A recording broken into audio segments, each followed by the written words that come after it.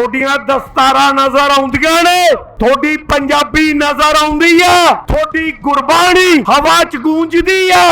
नहीं, थोड़ी पॉपुलेशन घट करनी है, बाहरलियां दी वधाउणी है तां जो थोड़ी धौन ते गोडा रख सकन।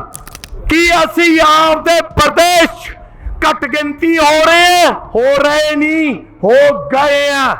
कि यार खेती दा धंधा तो बहुत माड़ा है। मैनू दसो, जे एडा माड़ा धंधा है तो फिर जमीन क्यों लई जांदे ने ते थोथों क्यों लई जांदे ने? बाघा बार्डर भी खुलूगा ते यूरोप तक जाऊगा उदों जदों साडे कोले जमीनां ना रहियां। जदों दा मोदी बनिया 11 साल जेड़े इंडस्ट्रीलिस्ट ने, कारपोरेट ने या उद्योगपति ने 16 लाख करोड़ इन्हां दा कर्जा माफ किया गया। 16 लाख करोड़ सरकार किन्ना दी है? इन्हां दी। पर यह सरकार बदकिस्मती नाल चुनी किने है? आपां। तो फिर गलती की दी है साडी? असी जो बैठे बोल रहे हैं 70% पिंडां दे बंदे जां घर कह लो बाहर चले गए, जिंदरे लगे ने, ते थोड़े लैंड पूलिंग किहड़ी गल दी भी? पन्नू साहब नूं, प्रधान साहब नूं ते पंधेर साहब नूं एक गल दी मुबारकबाद दिना कि जे किसी भी पार्टी दा समागम हुंदा जां सरकार दा, तुसी सारियां ने मींह च बैठे होना सी ते इत्थे स्टेज होनी सी। उल्टा काम होया पिया। असी मींह च बैठे हैं, थोनू शैड थल्ले पाया। इत्थों पता लगता है कि लोकां दी गल है।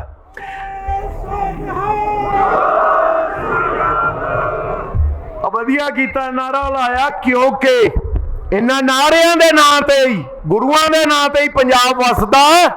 एक बारी उस फतेह की भी सांझ पाइए, फिर गल दिलों होगी ते ओ होगी जो सिरे भी लगूगी। वाहिगुरू जी का खालसा, वाहिगुरू जी की फतेह। मैं ना हुणे हमीर जी के पिछे खड़े असी गल्लां कर रहे सी, तुसी भी आंदे होंगे कारपोरेट यार किहड़ी शाय है जेड़ा साडी जमीन दे पिछे पै गया आके।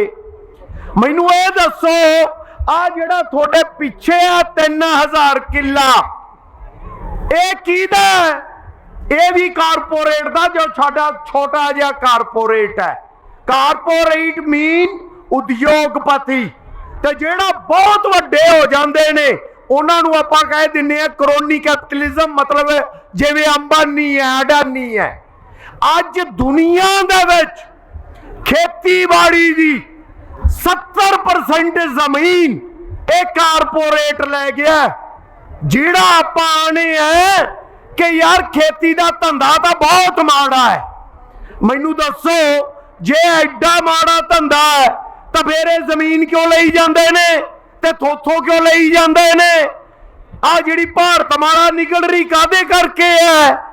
आ बाघा बार्डर भी खुलूगा ते यूरोप तक जाऊगा उदों जदों साडे कोले जमीनां ना रहियां।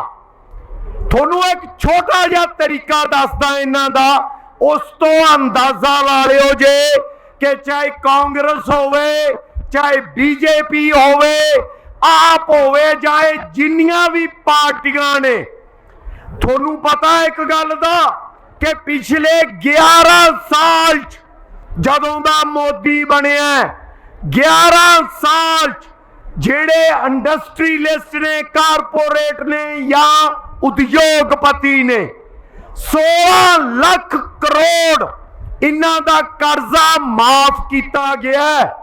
16 लाख करोड़ ते मजदूरों ते किसानां दा 11 साल च किन्ना होया? 2 लाख करोड़। हुण आप समझ लो कि जेड़े करोड़ापति ने, अरबापति ने, उन्हां दा तां 16 लाख करोड़ माफ, ते जेड़े हमातड़ हर रोज कमाउंदे ने ते खांदे ने उन्हां दा सिर्फ 2 लाख करोड़। तां इहदा मतलब की होया? सरकार किन्ना दी है? इन्हां दी। पर ये सरकार बदकिस्मती नाल चुनी कीने है? आपां। तो फिर गलती की दी है साडी?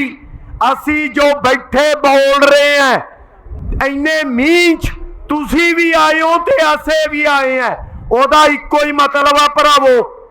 कोई बाहरला साडा दुश्मन नहीं गा, हैगे ने पर वड्डे दुश्मन असी आप दे आप हैं। कि असी मुद्दियां ते गल करते हैं कदे? ये भी एक मुद्दा, चाहे वह खेतीबाड़ी होवे, चाहे लैंड पूलिंग होवे, जां जो सरकारां बाकी करदियां ने। अब पूरे जलंधर 70% पिंडां दे बंदे जां घर कह लो बाहर चले गए, जिंदरे लगे ने, ते थोड़े लैंड पूलिंग किहड़ी गल दी भी? आज 600 किला इन्हां पिंडां च हके जी लैंड पूलिंग है। वो जिहड़े घर ऑलरेडी ने वो तां जिंदरे लग गए, ते वसाउणा किनू है? अमृतसर 5000 किला वसाउणा किनू है? मैं दसदा, मैं मोहाली रहना, आ लुधियाने जाके वेख लियो जे कौन रह रेड़े। थोड़ियां दस्तारा नजर आउंदियां ने, थोड़ी पंजाबी नजर आउंदी है, थोड़ी गुरबाणी हवा च गूंजदी है? नहीं। थोड़ी पॉपुलेशन घट करनी है, बाहर लियांदी वधाउणी है, तां जो थोड़ी धौन ते गोडा रख सकन, ते असीं उन्हां नूं ही वोटां पाउणे आ यार। कि असीं आपदे प्रदेश घट गिनती हो रहे हैं? हो रहे नहीं, हो गए हैं। आ वोटर सूचियां वेख लियो जे, असी गए हैं उन्हां पिंडां च, जगतपुरा पिंड मोहाली नाल एक एक घरे 400 वोट बनी है, 200 वोट बनी है।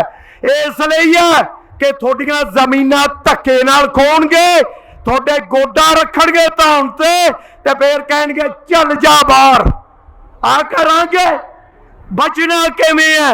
सिर्फ एक मोटी गल, मुद्दियां ते आ जाओ बस।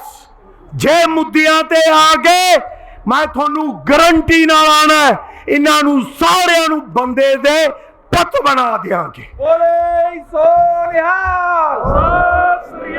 बस गल मेरी खत्म है, लेकिन नारे दो लाऊंगा ते बाहां उल्लार के झंडियां नू तां करके ते मुठियां मीच के ओदा जवाब दिओ जे कि चंडीगढ़ वाले ते दिल्ली वाले सुन लैन कि अज कुक्कड़ पिंड दे विच इस धरती दे मालक इकट्ठे होए सी ते उन्हां दी आवाज ने उन्हां दियां कुर्सियां दियां चूलां लातियां ने।